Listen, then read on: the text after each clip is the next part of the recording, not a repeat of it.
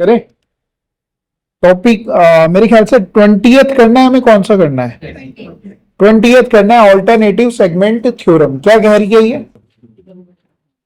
If from the point of contact of a tangent and a chord drawn, then the angle which the chord make with the tangent lie are equal respectively to the angles formed in the corresponding alternative angle। पता नहीं क्या कह रहा है ये, कुछ इस तरह से कह रहा है, समझो। एक ये क्या है, सर्कल है, इसका ये पॉइंट ऑफ कांटेक्ट ऐसे कर देते, ठीक है। और यहां पर एक लाइन मैंने ऐसे ड्रॉ कर दी, ये ड्रॉ। तो ये वाला जो एंगल होगा ये किसके बराबर होगा? इस वाले एंगल के बराबर होगा। ये वाला एंगल किसके बराबर होगा भैया? इस वाले के बराबर होगा। और ये वाला जो एंगल होगा वो इस वाले के बराबर होगा। ऐसा आपके पास उसमें नहीं गिवन है, ऐसा इस तरह की फिगर नहीं गिवन है, इसलिए आपको कंफ्यूजन हो रहा है ना। तो हम बता रहे हैं ये इस तरह से बनेगा, ये वाला एंगल इस वाले के बराबर होगा और ये वाला इस वाले के बराबर होगा और ये वाला इस वाले के बराबर होगा। इसका प्रूव कैसे करेंगे मुझे भी नहीं पता है। पता है क्या? ये वाली लाइन और ये, अच्छा ये और ये अगर बराबर हो जाते तो ये वो हो जाता, ठीक है। ये वाला एंगल इसके बराबर है। एक काम हम कर सकते हैं कि हम यहां से सेंटर मान ले O है, इसे इस तरह से ज्वाइन कर लें, इसे इस तरह से ज्वाइन कर लें, ये कर सकते हैं। अगर मान लो कि ये एंगल मैं लिख देता हूं ABCD, C नाम देते हैं, मैंने इसे नाम दिया B है। ये अगर B है तो ये कितना होगा? 2B होगा। और हमें ये प्रूव करना है कि ये भी B होगा, है ना। तो आपको ये मालूम चल गया, ये वाली लाइन और ये वाली लाइन दोनों क्या होंगी? इक्वल होंगी। इक्वल होंगी का मतलब है 180 में से 2B माइनस करेंगे, 180 में से 2B माइनस करेंगे तो इसका और इसका सम आएगा, ये दोनों बराबर होगा। 180 माइनस 2B का हाफ करेंगे तो ये वाला एंगल 90 माइनस A होगा और ये वाला एंगल भी B होगा और ये भी 90 माइनस B होगा। आ रही है बात समझ में? इन तीनों का सम कितना हो गया? 180 हो गया। तो ये 90 माइनस B आपको पता है कि ये टेंजेंट है, टेंजेंट सेंटर के साथ कितने डिग्री का एंगल बनाती है? अगर ये पूरा 90 है, ये 90 माइनस B है तो ये एंगल B होगा। इन दोनों का सम करोगे कितना आ गया? 90 आ रहा है। आ रही है सबको बात समझ में? तो इस तरह से हमने प्रूफ भी कर लिया। इसका नाम भी याद रखना है, इस थ्योरम का नाम है ऑल्टरनेटिव सेगमेंट थ्योरम। आगे बात समझ में आ गई? सीधा सीधा याद रखना है, हमने प्रूव कर दिया, प्रूव भी कर दिया। प्रूफ की वैसे जरूरत नहीं है, मगर हमने प्रूव इसलिए कर दिया, मैं क्रॉस चेक करता रहता हूं। कई बार क्या होता है पीडीएफ में डेटा गड़बड़ लिखा हुआ होता है, अपने लिए चेक करता हूं, तुम्हें भी सिखा बता देता हूं कि इस तरह से हो रहा है। ठीक है, सबको समझ में आया क्या हुआ? क्लियर हुआ? चलें आगे बढ़ जाए। तो आपने इसमें सीधे ये याद रखना है, क्या याद रखें आप? इसमें ये याद रखें कि अगर इस तरह से कोई दिया हुआ है और ये दे दिया गया है तो इस पर ये वाला जो एंगल होगा वो इस वाले के बराबर होगा। ये वाला जो एंगल है टेंजेंट होनी चाहिए और ये वाला जो एंगल होगा वो इसके बराबर होगा। ये एक्सटीरियर एंगल नहीं है, एक्सटीरियर एंगल नहीं है। ये एक्सटीरियर एंगल है कि ये ट्रायंगल का? नहीं। एक्सटीरियर एंगल कैसा होता है? सामने इस वाली साइड को आगे प्रोड्यूस करते हैं या इस वाली साइड को आगे प्रोड्यूस करते हैं तो एक्सटीरियर एंगल बनता है। एक्सटीरियर एंगल नहीं है, ये टेंजेंट है और टेंजेंट पे एक ट्रायंगल बन रहा है जिसका वर्टेक्स इसके टचिंग पॉइंट पे है। तो ये वाला एंगल पूरा इस वाले एंगल के बराबर होगा और ये वाला इसके बराबर होगा। आगे बात समझ में? ये ध्यान रखना है। इस थ्योरम का नाम है ऑल्टरनेट सेगमेंट थ्योरम। प्रूव हमने ये कर दिया और यहां से हमने ये समझ लिया। सबको समझ में आया? चलिए अगले क्वेश्चन की तरफ चलते हैं।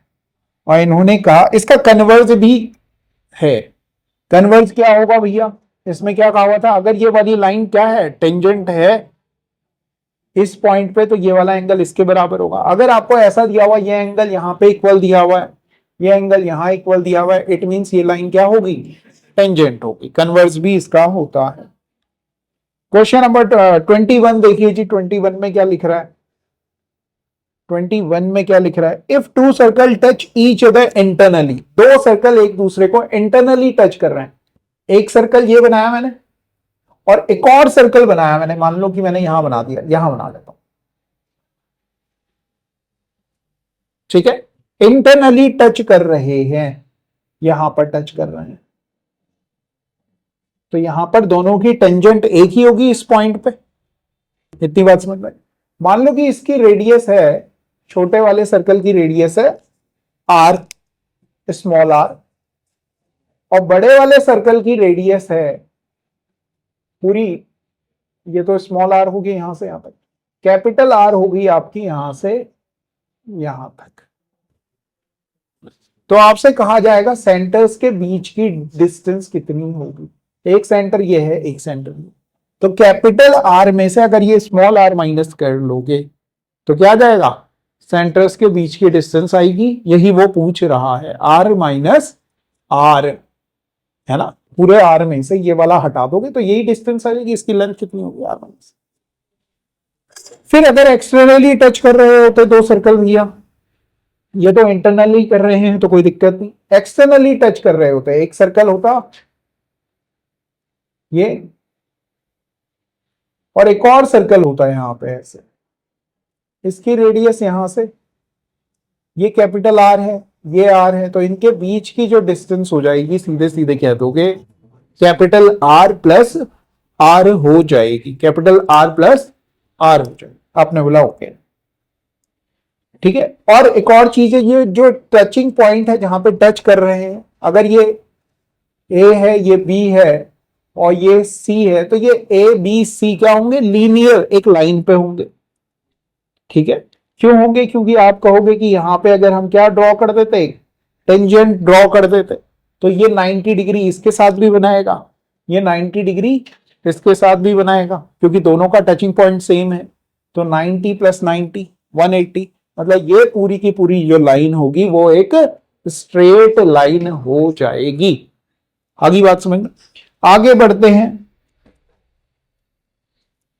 फिर कुछ यूजफुल रिजल्ट्स के बारे में बात कर रहे हैं। Two circle are congruent if and only if they have equal radii. Radius का प्लूरल फॉर्म होता है रेडियाई, आई आई। और ये बात समझ में, तो ये स्पेलिंग गलत नहीं लिखी हुई है, स्पेलिंग गलत लग रही थी, पता था मेरे को, नहीं पता था ना, तभी मैं बता रहा हूं, ठीक है। पता था, पता था, बहुत बढ़िया पता था। तो two circles are congruent, congruent का मतलब डिट्टो होंगे। कब डिट्टो होंगे भैया, अगर उनका क्या सेम हो, रेडियस। मान लो कि ये 5 सेंटीमीटर का है और दूसरा सर्कल भी 5 सेंटीमीटर का है, तो दोनों डिट्टो बनेंगे, सब चीजें उनकी बराबर होंगी। सर्कल में केवल एक रेडियस बराबर हो जाने से, केवल एक चीज, मगर ट्राइंगल में क्या चाहिए हमें, 3 चीजें इक्वल चाहिए, तब जाकर के वो कॉन्ग्रुएंट होते हैं। सर्कल में केवल एक चीज, या तो सरकमफेरेंस बराबर हो जाए, एरिया बराबर हो जाए दो सर्कल का, तो भी रेडियस ही बराबर आनी है। कुछ भी एक चीज अगर बराबर दे दी है तो सर्कल क्या हो जाएगा, बराबर हो जाएगा, congruent. Of any two chord of a circle the one which is greater is nearer to the centre. अगर हमें एक सर्कल में 2 कॉर्ड्स दी हुई हैं, एक सर्कल है इसमें 2 कॉर्ड्स दी हैं, तो जो कॉर्ड पास होगी सेंटर के, सेंटर से पास होने वाली कॉर्ड कौन सी है, सबसे बड़ी यही है।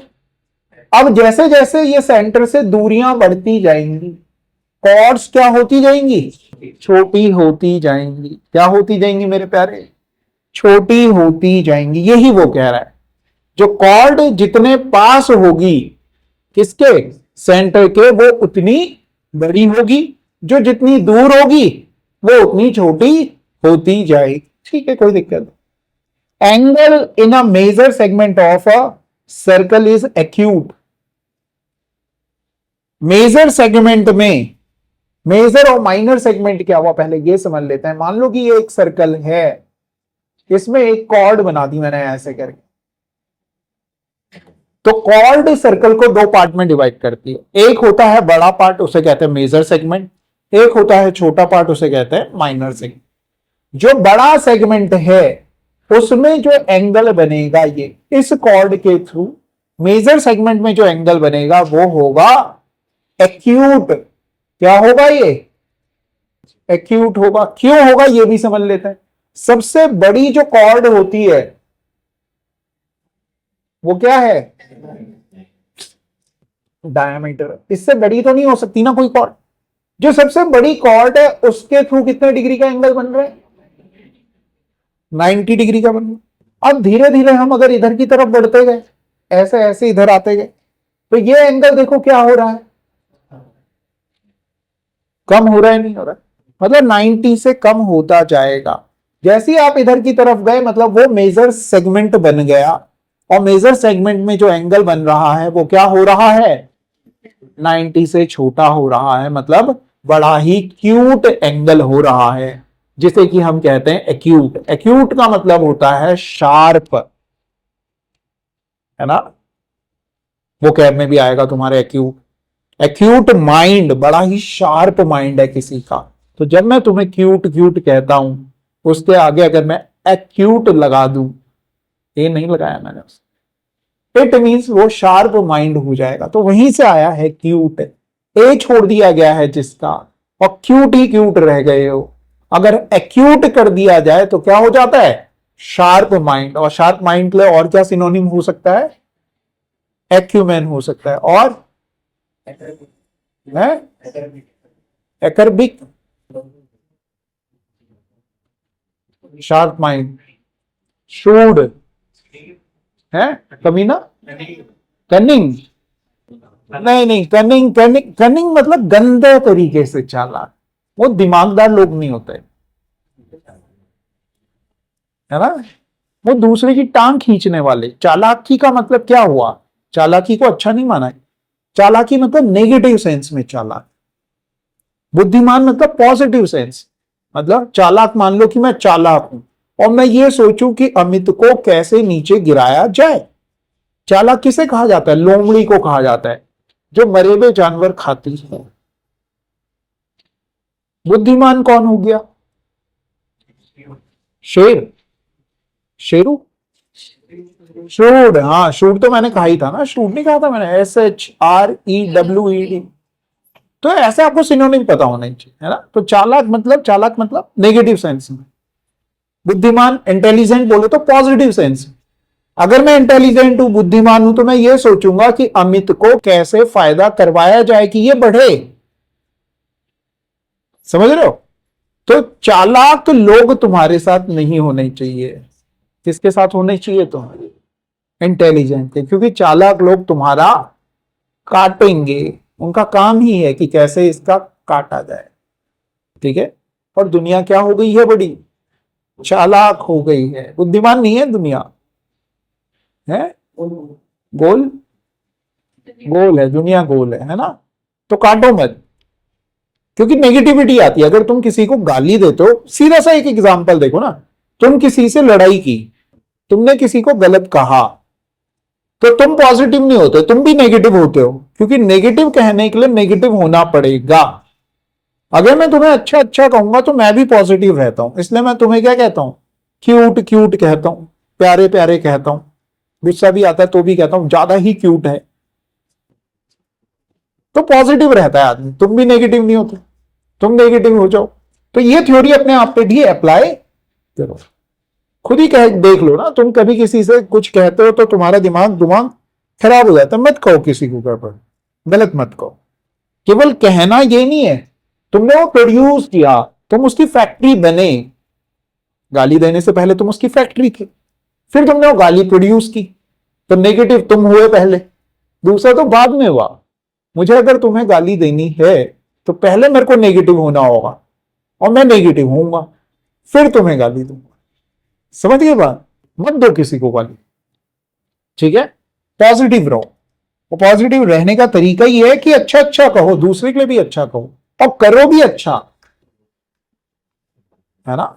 चलिए देखा आपने, अगला देखा, angle in a major segment of a circle is acute and angle in the minor segment is obtuse. एक तरफ अगर एक्यूट है तो दूसरी तरफ क्या होगा, ऑब्ट्यूज होगा। क्यों होगा भाई, आपने कहा कि अगर मैंने ये कहा मेजर सेगमेंट में ये वाला एंगल एक्यूट है, 90 से कम है, तो इधर जो एंगल बनेगा इन दोनों का सम जो होता है वो कितना होता है, 180 होता है। अगर ये 90 से कम है तो ये 90 से ज्यादा होगा, और 90 से जैसे ही ज्यादा होगा क्या हो जाएगा, ये ऑब्ट्यूज एंगल हो जाएगा। If a circle touch all the four side of a quadrilateral, अगर कोई सर्कल क्वाड्रिलेटरल के चारों साइड को टच कर रहा है, चारों साइड को टच कर रहा है, अगर कोई क्वाड्रिलेटरल सर्कल की चारों साइड्स को क्या कर रहा है, टच कर रहा है। टच करने से क्या हो रहा है भैया, देखो ऐसे बना लिया मैंने फिगर, ठीक है। एक क्वाड्रिलेटरल बनाया एबीसीडी, और यहां मैंने नाम दे दिया इसको D E F G. Touch कर रहा है तो आप कहेंगे कि जितना ए जी है उतना ही ए डी होगा। क्यों होगा वैभव, एक ही पॉइंट से सर्कल पर डाली गई टेंजेंट्स क्या होती हैं, बराबर होती हैं, इक्वल होती हैं। एक ही पॉइंट ए से डाली तो ये दोनों बराबर। इन दोनों को अगर मैं नाम दे दूं ए, इसको भी ए लेंथ कहा, इसे भी ए लेंथ का। बी से डाल रहा हूं तो बी भी नाम दे देता हूं। दोनों यहां से यहां तक और यहां से यहां तक ही तो है ये टेंजेंट। इसको नाम दे दिया सी सी, इसको नाम दे दिया डी डी। तो आप देखते हो कि ये एडी है, ये बीसी है, इनका सम अपोजिट साइड का सम बराबर होगा। होगा, इनका सम करोगे तो एबीसीडी, इन दोनों का सम करोगे तो भी एबीसीडी। कब होता है ऐसा, जब क्वाड्रिलेटरल को टच कर रहे हो सर्कल, क्वाड्रिलेटरल को, हाँ साइड्स को, क्वाड्रिलेटरल की साइड्स को सर्कल टच कर रहा हो तो अपोजिट साइड्स का जो सम होता है वो बराबर होता है। ये प्रॉपर्टी इन्होंने यहां पे लगा दी, लगाई इन्होंने आगे, हाँ लगाई। तो इन्होंने भी यही कहा कि A B plus C D बराबर है A D plus B C के। हमें समझ में भी आ रहा है कैसे, क्यों है ये भी हमें समझना है। केवल है ही है याद करने जाओगे, ज्योमेट्री नहीं होगी। ज्योमेट्री लॉजिक मांगती है, ज्योमेट्री नहीं, लॉजिकल माइंड अगर तुम्हारा सही हो गया तो दुनिया में तुम्हें हराना मुश्किल है, और ये डेवलप कर देंगे हम।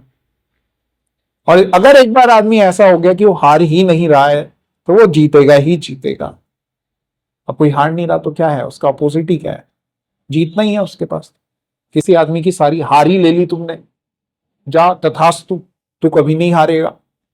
तो अब क्या होना है तुम्हारे साथ, जीतना ही है। तो ये तभी होगा जब लॉजिकल माइंड डेवलप होगा। If two tangent P and P B are drawn from a external point P, ठीक है, पी ए और पी बी दो क्या बनाई, टेंजेंट बनाई। पी पॉइंट मैंने ये ले लिया, यहां से एक टेंजेंट ये बना ली, एक टेंजेंट ये बना ली, इसको नाम दे दिया पी ए, इसको नाम दे दिया P B. P and P B are drawn from the external point P.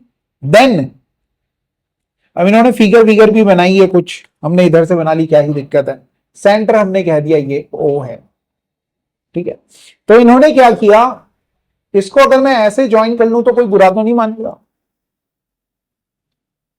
Sharma ji ये बता पाओगे कि इसके ये वाला एंगल कितने डिग्री होगा, क्यों होगा, टेंजेंट पे, टेंजेंट का जो टचिंग पॉइंट है उसे अगर सेंटर से मिला दिया जाए तो 90 डिग्री का एंगल बनता है, ये भी 90 डिग्री होगा। फिर आपने क्या किया, इन दोनों को भी ज्वाइन कर लिया। फिर आपने कहा ये वाला ट्राइंगल और ये वाला ट्राइंगल क्या दोनों कॉन्ग्रुएंट हैं, तो आपने कहा ये वाला एंगल इसके बराबर है, ये वाली साइड इसके बराबर है, और ये वाली एक साइड कॉमन हो गई। दोनों ट्राइंगल क्या हो गए, कॉन्ग्रुएंट हो गए। अगर ये दोनों ट्राइंगल कॉन्ग्रुएंट हो गए तो आप कहोगे ये वाला एंगल इसके बराबर होगा, ये वाला एंगल इसके बराबर होगा होगा। और आपने एक और चीज कहनी है कि इस वाले एंगल और इस वाले एंगल का सम, पूरे एंगल का सम 180 होगा, क्योंकि 90 90 ये हो गए, 180 तो ये हो गया। अब इन दोनों का सम बचा कितना, 180 बचा, तो इन दोनों का सम भी 180 होगा। अगली बात समझ में, 180 हो जाएगा। और ये तो बराबर हो ही रहे, और क्या बराबर है, और सब बराबर है। और फिर इन्होंने क्या किया, इस तरह से भी ज्वाइन कर लिया भैया, कुछ कर ले रहे हैं, कहीं भी कुछ भी ज्वाइन कर रहे हैं, इससे इसको ज्वाइन कर लिया, इसको नाम दे दिया सी। फिर इन्होंने कहा कि AC बराबर होता है BC के। अब आपने बोला ये कैसे प्रूव करूं मैं, ये कैसे प्रूव करूं मैं, ये प्रूव कर पाऊंगा मैं AC बराबर होगा BC के? तो आपने कहा कि इन दोनों को देखते हैं, ये वाली साइड कॉमन है, ये वाली साइड इसके इक्वल है, ये वाला एंगल इसके बराबर है, मतलब ये दोनों ट्राइंगल क्या हो गए, कॉन्ग्रेंट हो गए। इन दोनों के कॉन्ग्रेंट होने से आप कह पाओगे कि AC बराबर BC होगा। जहां भी इक्वल प्रूव करना हो वहां क्या प्रूव करो, कॉन्ग्रेंसी प्रूव करो। जहां भी इक्वालिटी, इक्वल प्रूव करना हो वहां कॉन्ग्रेंसी, जहां रेशियो बराबर दिखाना हो वहां सिमिलैरिटी। आ रही है बात समझ? तो ये हमने प्रूव कर दिया। प्रूव करने से क्या ही हुआ, आत्म शांति मिली, सुकून मिला, कॉन्फिडेंस बिल्ड होता है प्रूव करने से। फिर आगे भैया to circles with centre X and Y, रब कर दू इसे, नोटियाल पढ़ते हो, मॉक वॉक में कितने नंबर आ रहे हैं, ऐसे ही आ रहे हैं, ऐसे ही कितने,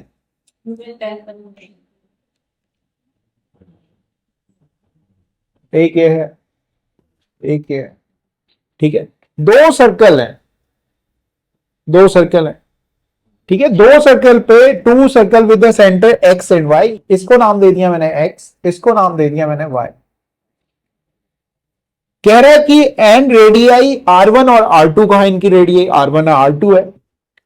A, B and CD are two direct common tangent. इस पे हमने डायरेक्ट कॉमन टेंजेंट बना ली, मान लो ऐसे करके, इसको मैंने नाम दे दिया A, इसको नाम दे दिया AB। के बारे में बात करते हैं। डायरेक्ट कॉमन टेंजेंट क्या, भी एक ही तरफ, दोनों सर्कल को एक ही तरफ टच कर रही हो, एक ही तरफ, दोनों को नॉर्थ साइड में कर रही है टच, ऊपर की तरफ, दोनों को नीचे की तरफ टच करेगी, ये भी डायरेक्ट कॉमन टेंजेंट, सीधे सीधे टच करके निकल जाती है बाहर बाहर, इसे कहते हैं डायरेक्ट कॉमन टेंजेंट।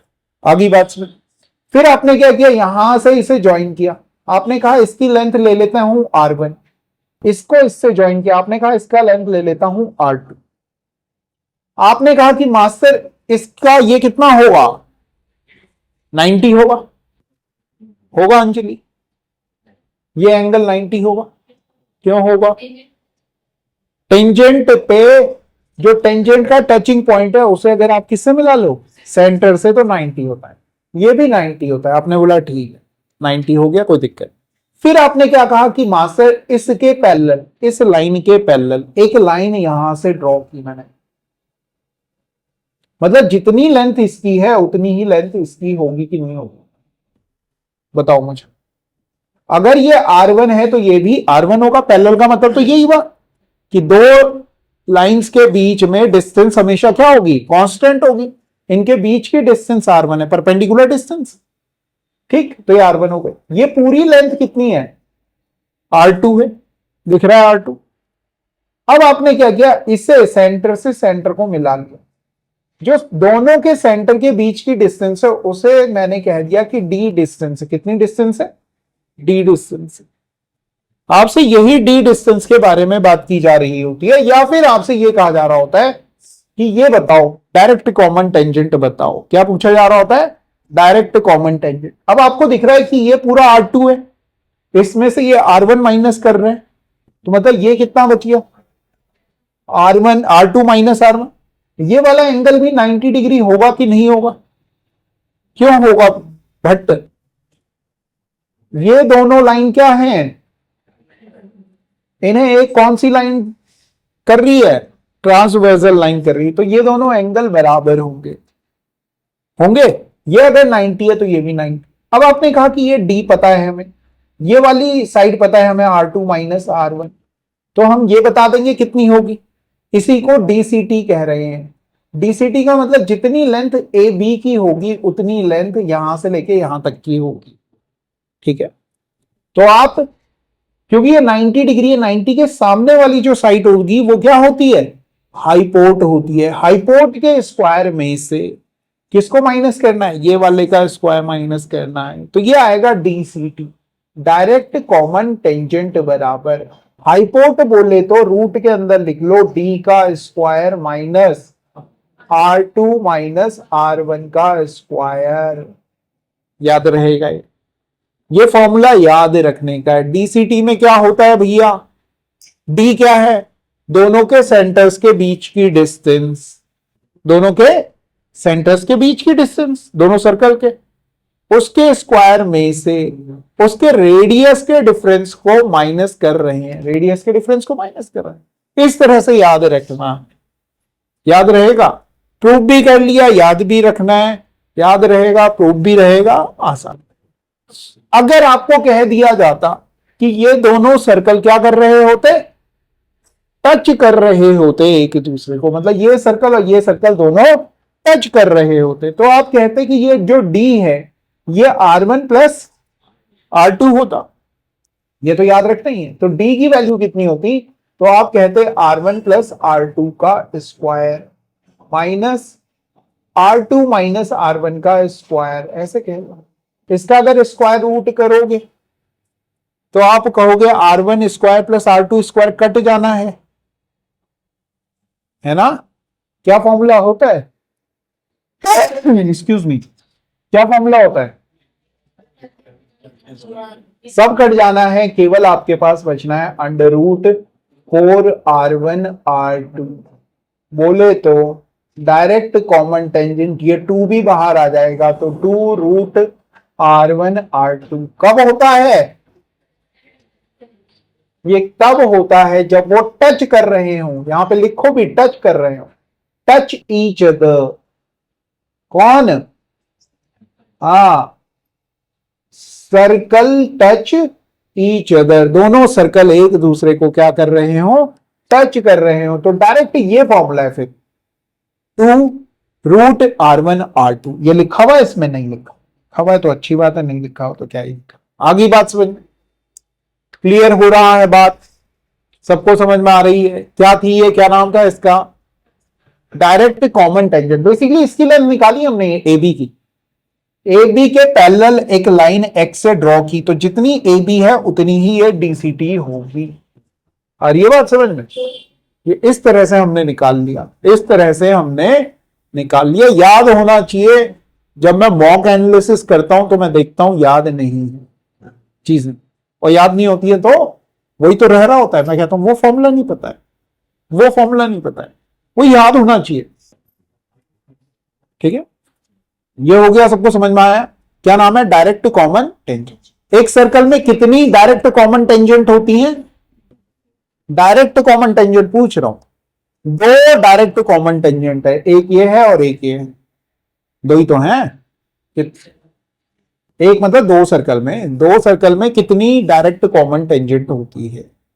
हमारे वर्ड पकड़ ले रहा है लड़का, खुशी भी हमें हो रहा है, एक में कहा होती है बात, हाँ ऐसे बोलने का। 2 सर्कल में कितनी डायरेक्ट कॉमन टेंजेंट हो सकती है, 2 ही हो सकती हैं, एक ये है एक ये है, ऐसे पूछ सकता है। फिर इसके बाद आ गया, ऐसे रब कर दिया हमने, फिर इसके बाद आ गया भैया, क्या आया, transverse common tangent. Transverse common tangent क्या कहती है, एक सर्कल ये है, एक सर्कल ये है, आई बात समझ में, एक सर्कल ये है, एक सर्कल ये। ट्रांसवर्स कॉमन टेंजेंट क्या कहती है कि वो 2 सर्कल को है, समझ रहे हो ना बात, इस तरह से होके जाएगी, तो यहां पर टच कर रही है और यहां पर टच कर रही है। आगे बात समझ में, इस टेंजेंट का नाम क्या है, ट्रांसवर्स, छेदते हुए जा रही है सर्कल को, बीच में से जा रही है, मैं ऊपर से टच करता हुआ निकल जा, क्या बीच में घुस रही है ना, तो इसे कहेंगे हम ट्रांसवर्स कॉमन टेंजेंट। तो जहां पर टच कर रही है, यहां जहां पर टच कर रही है, यहां हमने एक को लिख दिया R1, दूसरे को लिख दिया R2, दोनों को मिला दिया। जो दोनों को मिलाया है वो दोनों के सेंटर्स के बीच की डिस्टेंस है। दोनों को मिलाया मतलब दोनों के सेंटर्स के बीच की डिस्टेंस है, उसे D कहेंगे हम। तो यहां से लेके यहां तक की जो डिस्टेंस होगी वो होगी मेरे प्यारे बच्चों D। कितनी होगी? D होगी। फिर हम क्या कर रहे हैं, आपने बोला मास्टर वहां पे आपने कुछ पैरेलल लाइन ड्रॉ की थी, मैंने कहा यहां भी करूंगा, करूं। अब क्या कर रहा हूं मैं, यहां से पैरेलल लाइन ड्रॉ कर रहा हूं, इसी के पैरेलल जो निकालनी है उसी के पैरेलल कर रहे हैं। वैसे जरूरत नहीं है तुम्हें ये करने की, तुमने इसके पैरेलल एक लाइन ड्रॉ की, इस लाइन को आगे प्रोड्यूस किया। आपने कहा ये R1 है तो ये भी R1 होगा। ये लाइन पैरेलल है, अगर ये 90 है तो ये भी 90 होगा। ये अगर 90 है तो ये भी 90 होगा और ये भी 90 होगा। आपने कहा कि मास्टर ये R1 है यहां से यहां तक और यहां से यहां तक ये क्या है, R2 है, मतलब ये पूरी लेंथ कितनी आ गई, R2 आ गई। और आपको निकालनी कौन सी लेंथ है, आपने कहा हमें तो ये वाली निकालनी है, यही तो है ट्रांसवर्स कॉमन टेंशन TCT। ये है TC, यहां से लेके यहां तक।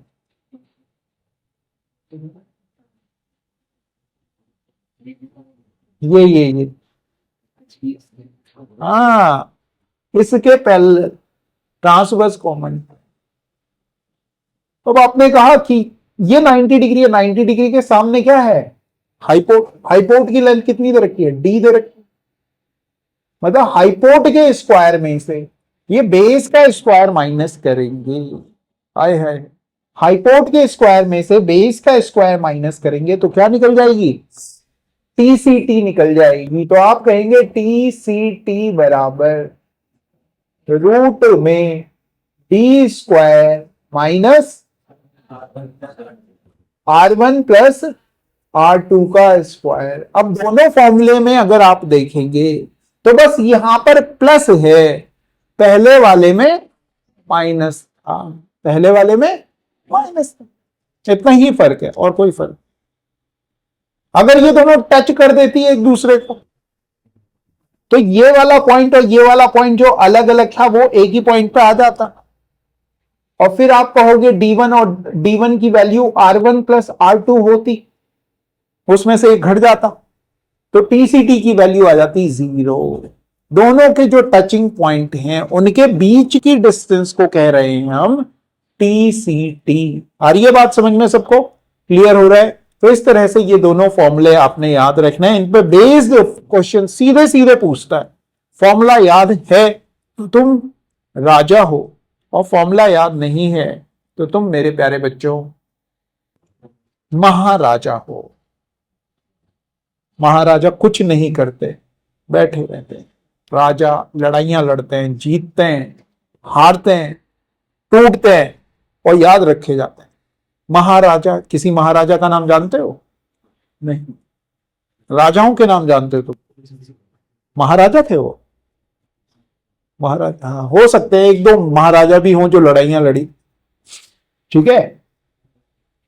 ऐसे हिस्ट्री में किसी का नाम मत ले दिया करो यार, यहाँ कोई बुरा लग जाए किसी को। आगे आ जाओ भैया, सबको समझ में आ गया? TCT समझ में आ गया, और क्या समझ में आ गया? कितनी TCT होंगी भैया?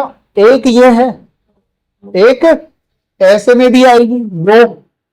तो दो सर्कल्स के बीच में अगर मैं आपसे सीधे पूछूं, दो सर्कल के बीच में मैक्सिमम कितनी टेंजेंट ड्रॉ की जा सकती हैं? दो सर्कल देखे आपने, एक सर्कल ये है, एक सर्कल ये है, मैक्सिमम कह रहा हूं। तो आप कहोगे एक ये हो गई, दो ये हो गई, तीन ये हो गई, चार ये हो गई। कितनी? 4 टेंजेंट ड्रॉ की जा सकती है। उन 4 टेंजेंट को दो नाम दिए गए हैं, एक को कहा गया है DCT, एक को नाम दिया गया है TCT। अब DCT का मतलब पता भी होना चाहिए क्या होती है DCT, और TCT भी पता होनी चाहिए क्या है। चलिए भैया अगली लाइन पे आए। अगली लाइन बहुत ही ज्यादा प्यारी कही गई है, if two chord A B and A C of a circle are equal, दो कॉर्ड्स, एक सर्कल बनाया हमने, उसमें दो कॉर्ड बनाई ये और ये, नाम दिया उसने ए बी और ए सी, मतलब दोनों में एक पॉइंट कॉमन है। क्या नाम है उसका? ए, मतलब एक ही पॉइंट होगा, A B and A C are equal, then the bisector of BAC, BAC का जो बाइसेक्टर होगा पासेस थ्रू द सेंटर, तो वो कहां से पास होगा? सेंटर से पास होगा। कहां से पास होगा? सेंटर से पास होगा। इनका क्या है? बाइसेक्टर, इनका बाइसेक्टर। अब हम थोड़ा अलग तरह से काम करते हैं, हमें नहीं मालूम, अब ये बाइसेक्टर है हमें नहीं पता, हम उल्टा करते हैं।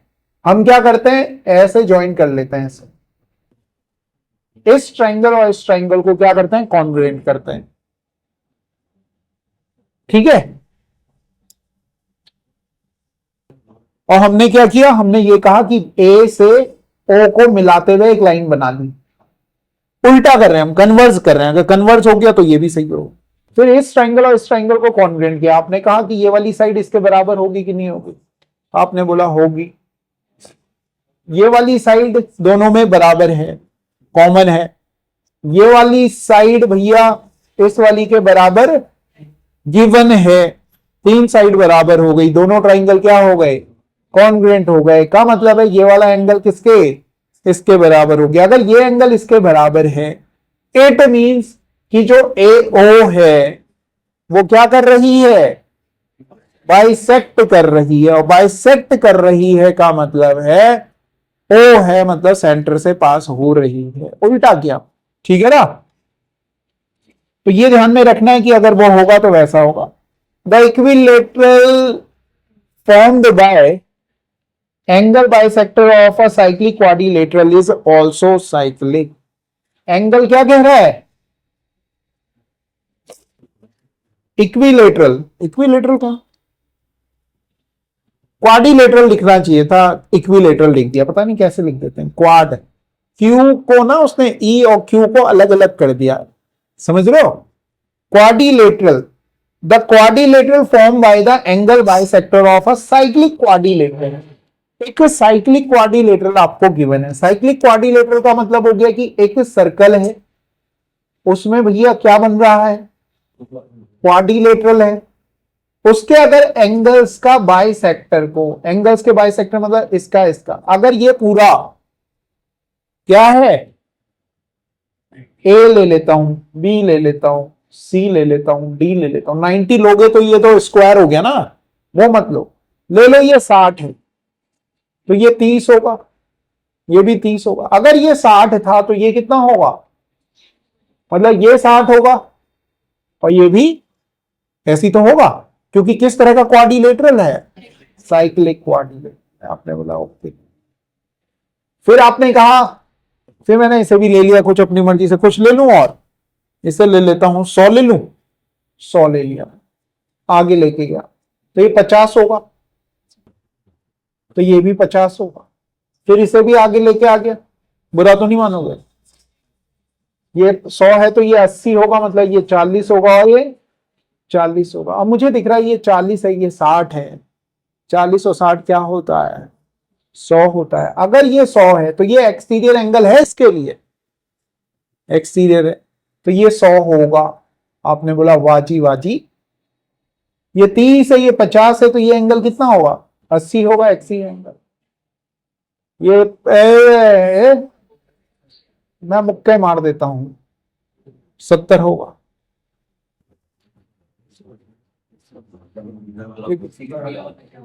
ये कितना था? ये सही तो क्या, मैंने 70 ही तो लिखा। 50 हो गए? कौन सा गलत है? ये 50 और 30 को जोड़ा। अच्छा अच्छा अच्छा, अरे अरे अरे, समझ गए हम। ये देखना है ना, तो ये एक्सटीरियर एंगल किसका है? 60 का, और हाँ 110 हो गया। तो आपको क्या दिख रहा है कि ये इन एंगल्स का सम भी क्या आ रहा है? 180 आ रहा है। और किसी क्वाड्रिलेटरल के अगर अपोजिट एंगल्स का सम कितना हो? 180 डिग्री हो, तो वो क्या होता है? साइक्लिक क्वाड्रिलेटरल होता है। क्या होता है? साइक्लिक क्वाड्रिलेटरल होता है। ठीक है जी। तो साइक्लिक क्वाड्रिलेटरल के एंगल बाइसेक्टर का से जो फॉर्म हुआ है क्वाड्रिलेटरल, वो भी साइक्लिक क्वाड्रिलेटरल होता है। इफ अ साइक्लिक ट्रेपीजियम, रब कर दूं उसे, रब कर दें इसे, रब। साइक्लिक ट्रेपीजियम, जैसे ही उसने साइक्लिक ट्रेपीजियम कहा, आपके दिमाग में क्या आना चाहिए? एक ऐसा, आपने ऐसा बनाया, आपने एक ट्रेपीजियम बनाया। ट्रेपीजियम का मतलब जिसमें एक साइड पैरेलल हो, उसे कहते हैं ट्रेपीजियम। बस इसको और इसको मिला दिया। फिर आपने कहा साइक्लिक है, का मतलब है सर्कल के अंदर हो। आपको यह पता है कि इस एंगल और इस एंगल का सम कितना होगा? 180 होगा। क्यों होगा भैया? है इंटीरियर एंगल है। अगर ये ए है तो ये 180 माइनस ए होगा। क्या होगा? और अगर आपको पता है ये ए है तो ये भी कितना होगा? 180 माइनस ए होगा। कुछ भी कहोगे नहीं सुनते हम। क्या होगा? क्यों होगा? साइक्लिक क्वाड्रिलेटरल है, ये कहना चाहिए साइक्लिक क्वाड्रिलेटरल। ए बोल रहा था पहले बच्चों ने कुछ, ये ए है तो 180 माइनस ए होगा। क्यों होगा? साइक्लिक क्वाड्रिलेटरल है। ये ए है, ये 180 माइनस ए होगा। क्यों होगा? ट्रेपीजियम है, ये पहले लाइंस है, इंटीरियर एंगल हो गए। अब हमें दिख रहा है कि ये वाला एंगल इसके बराबर है, दिख रहा है। और अगर ये 180 माइनस ए है तो ये कितना होगा विनायक? ए क्या? ए गाली देते हो हमें? ए बोल रहे, एक्यूट बोलना चाहते हो? ए होगा। ए होगा का मतलब ये एंगल इसके बराबर है और ये एंगल इसके बराबर है। तो इस तरह का ट्रेपीजियम आइसोसेलेस ट्रेपीजियम होता है।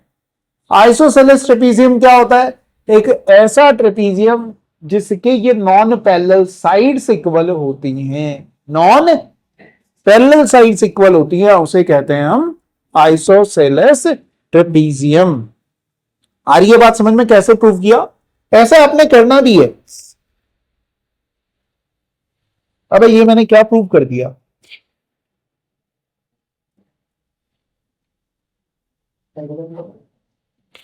इसमें भी वही हो रहा है। इसमें इन्होंने डायगोनल बराबर कह दिए। वैसे तो उन्होंने बेकारी कहा, डायगोनल बराबर कहने की जरूरत ही नहीं थी। डायगोनल अपने बराबर हो जाएंगे क्योंकि अब ये क्या हो गया? आइसोसेलेस ट्रेपीजियम हो गया। तो इसके डायगोनल्स भी क्या होंगे? इक्वल होंगे। मैं नहीं कह रहा। कौन कह रहा है? तुम बोलोगे परमात्मा कह रहा है। करें इसे बराबर करें।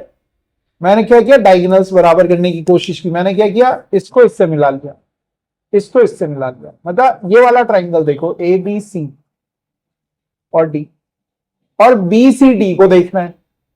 ठीक है, दोनों के डायगोनल बराबर करने का मतलब है हमें इस वाले ट्राइंगल को और इस वाले ट्राइंगल को कॉन्ग्रुएंट करना होगा। आपने कहा ये वाली साइड इसके बराबर है। मैंने कहा बिल्कुल मेरे प्यारे बच्चों।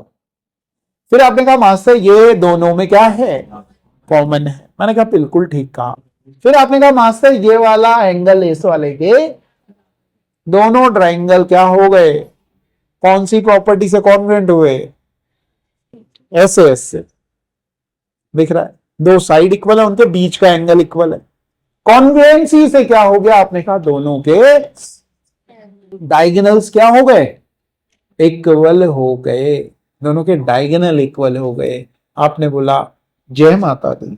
चलो क्वेश्चन नंबर 11 देखिए। Question number 11, if two opposite sides of a cyclic quadrilateral are equal, two opposite sides of a cyclic quadrilateral are equal, then the other two sides are parallel. क्या कहा गया है? दो opposite side of a cyclic quadrilateral are equal. Cyclic quadrilateral की अगर दो opposite side क्या दे दी गई? इक्वल दे दी गई, then the other two sides are parallel. जैसे इसमें भी हो ही रहा था, ये दोनों इक्वल दे दी थी तो ये दोनों पैरेलल हो रही हैं। वैसे कर भी सकते हो। एक क्वाड्रिलेटरल बनाया आपने, अब इन्होंने जनरल सा क्वाड्रिलेटरल का, two opposite side of a cyclic quadrilateral are equal, ये वाली और ये वाली पैरेलल दे दी गई हैं, parallel and equal, equal equal है, पैरेलल नहीं, क्या दी गई है, ये दोनों इक्वल दे दी गई हैं, दोनों क्या दे दी गई, इक्वल दे दी गई हैं, then the other two sides are parallel, ये वाली साइड इसके पैरेलल होगी, कैसे पता लगेगा, पूरे ये तो महाभारत है, पता नहीं कैसे होगा, मुझे भी नहीं पता है कैसे होगा,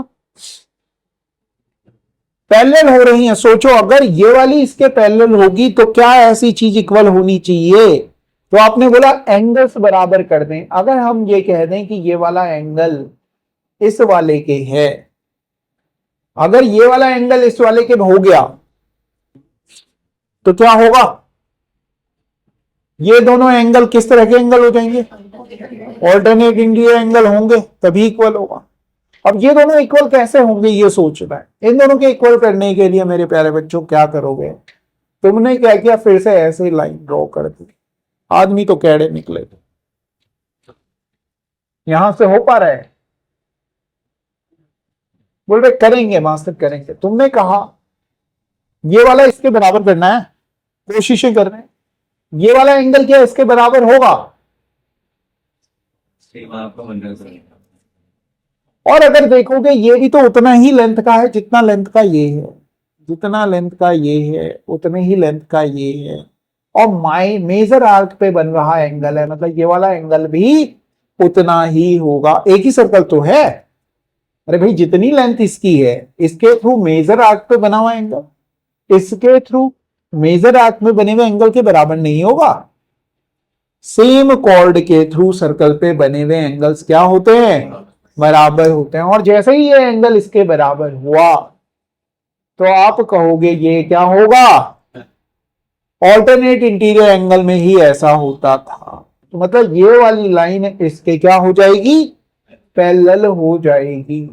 विष्ट जी आया कुछ कुछ समझ में, सेम कॉर्ड के थ्रू सर्कल पे बने हुए एंगल कितने होते हैं, सेम ही होते हैं, और दोनों में मेजर सेगमेंट पे बन रहे, इसलिए शर्मा आ रही है बात समझ में, शर्मा बोल रही है थोड़ा विकट सा था मगर कोशिश करेंगे तो आ जाएगा, आया, बस नहीं आ रहा समझ में, बोल रही है अरे पता नहीं क्या पढ़ा दिया है, विकट चीज पढ़ा दी, अरे भाई हमने क्या कहा फिर से देखो, क्या आप ये कहते हो, क्या मैं अगर ऐसे लिख दूं ये कॉर्ड है, इस कॉर्ड के थ्रू ये वाला एंगल जो बन रहा है क्या ये वाला एंगल इसके बराबर होगा, होगा, आपने बोला कोई दिक्कत नहीं मास्टर, अच्छी बात है, फिर अगर मैं ऐसे कहूं, इसे रब कर देता हूं, दूसरा समझो, मैं कहूं कि जितनी लेंथ इस कॉर्ड की है उतनी ही लेंथ इस कॉर्ड की भी है, दोनों की लेंथ क्या है, बराबर है, अब ये वाला जो एंगल होगा क्या वो इस वाले एंगल के बराबर होगा, क्योंकि सेम कॉर्ड के थ्रू ये भी मेजर सेगमेंट पे बन रहा है, इसके थ्रू भी मेजर सेगमेंट पे बन रहा है, बराबर होगा, ऐसी तो हो रहा था।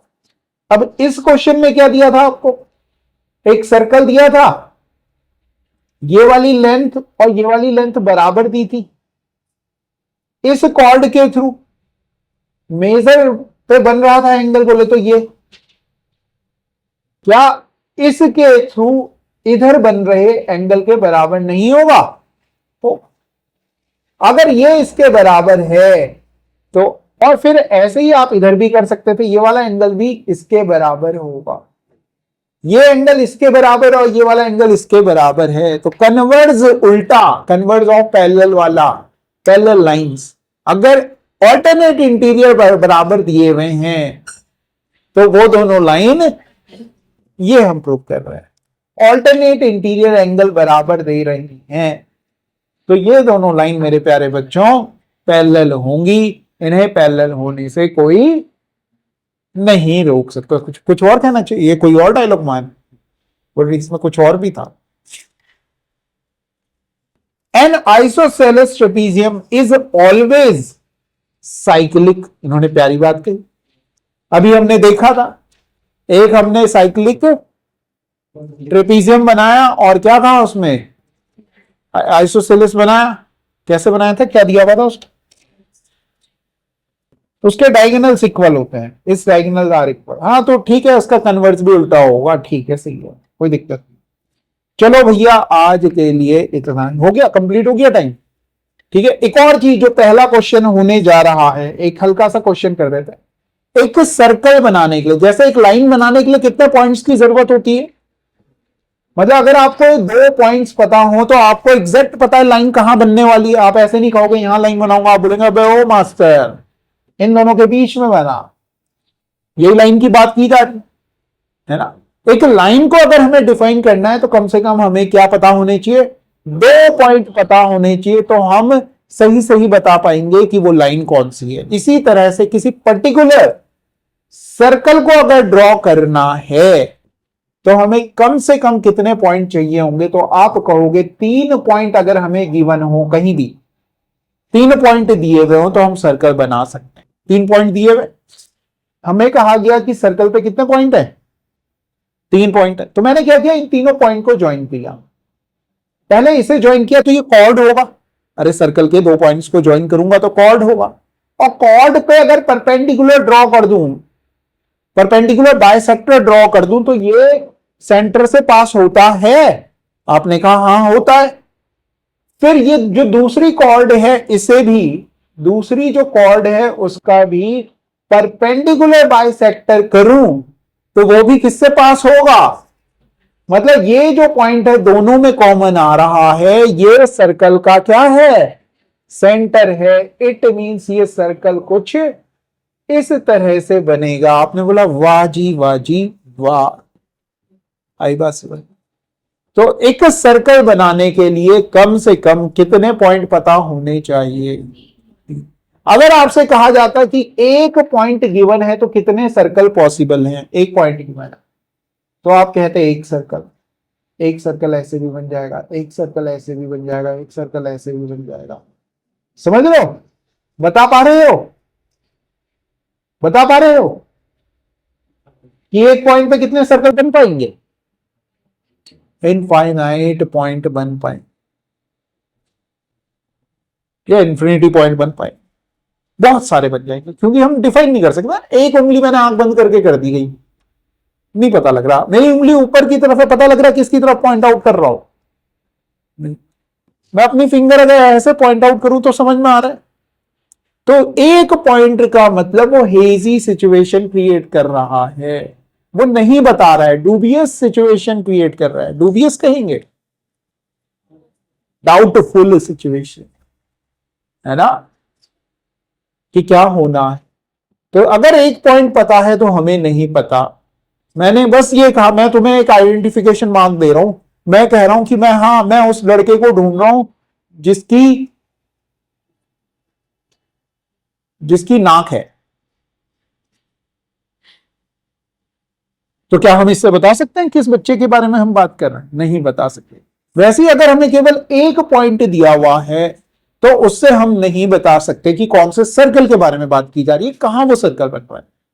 अगर मैं फिर दो बातें कह दूं, मैं कह रहा हूं हाँ मैं एक ऐसे बच्चे को ढूंढ रहा हूं जिसकी नाक है कान है, फिर भी बता सकते हो, नहीं बता सकते।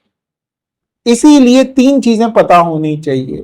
तुम बोलोगे अब दांत बोल दो, दांत भी सबके नहीं बता सकते। तो इंसान के बारे में क्या होता है, उसका नाम। अगर मैं कहूं कि आंख है तो सबके पास आंख है, नाक है सबके पास नाक है। तुम्हारा आइडेंटिफिकेशन क्या है, तुम्हारा नाम है, तुम्हारा काम है कि हाँ मैं उस लड़के की बात कर रहा हूं जो गिर जाता है कभी भी कहीं से भी। समझ में आ गया सबको, एक शब्द काम है। तो तुम्हारा जो काम है उससे तुम जाने जाते हो, तुम्हारा जो काम है उससे तुम जाने जाते हो, तुम्हारा जो नाम है उससे तुम जाने जाते हो। तुम्हारी इस चीज से नहीं जाने जा रहे कि तुम में एक आंख है, 2 है, बाल स्पाइक्स हैं, सब बच्चों के हैं। आज कहूंगा कि इसके बाल बेकार हैं, कल ये एकदम ऐसे करके ले आएगा, इससे बढ़िया बाल किसी के नहीं। ठीक है ना, तो ये समझ में आया। तो एक सर्कल पता होने के लिए कम से कम कितने पॉइंट पता होने चाहिए, 3 पॉइंट पता होने चाहिए। एक लाइन का पता करने के लिए कम से कम कितनी पॉइंट पता होने चाहिए? 2। और एक पॉइंट दिया हुआ है तो कितनी लाइन ड्रॉ कर सकते हैं उसमें? इनफाइनाइट लाइन के बारे में कह सकते हैं, एक पॉइंट पे इनफाइनाइट। आ रही है बात समझ? चलिए आज के लिए इतना ही करते हैं, कल करेंगे हम इस पे बेस्ड क्वेश्चन। और आई होप आप ये जो भी हमने कॉन्सेप्ट पढ़े हैं इन्हें सही से गो थ्रू करेंगे, रिवाइज जरूर करेंगे। जैसे एक लाइन गिवन है उस लाइन को हमने प्रूव किया, ऐसे ही नहीं छोड़ दिया नहीं। तो चलो ठीक है, थैंक यू वेरी मच।